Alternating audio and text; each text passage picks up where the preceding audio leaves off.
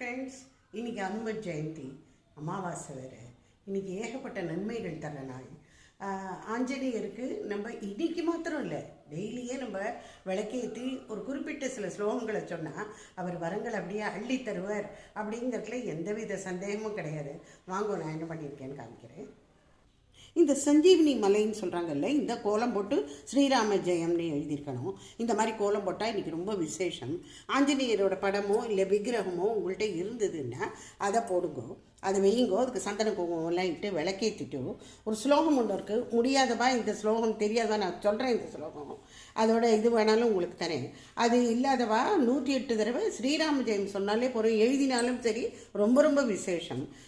இந்த வெத்தலையை வச்சு அது மேலே ஒரு நெய் தீபம் ஒன்றும் மண்ணகல்லையோ இல்லை உங்கள்கிட்ட பித்தளை இருந்தால் அதில் ஏற்றினா ரொம்ப விசேஷம். இப்போ இந்த ஸ்லோகம் என்னன்னு பார்க்கலாம். ஓம் நமோ ஹனுமதே ருத்ராவதாராய சர்வசத்ருஹரணாய சர்வரோகஹராய சர்வவசீகரணாய ராமதூதாய ஸ்வாஹா. இதை 11 முறை சொன்னால் போகிறோம். அவ்வளவு நல்லது, அவ்வளவும் நமக்கு தருவார் ஆஞ்சநேயர்.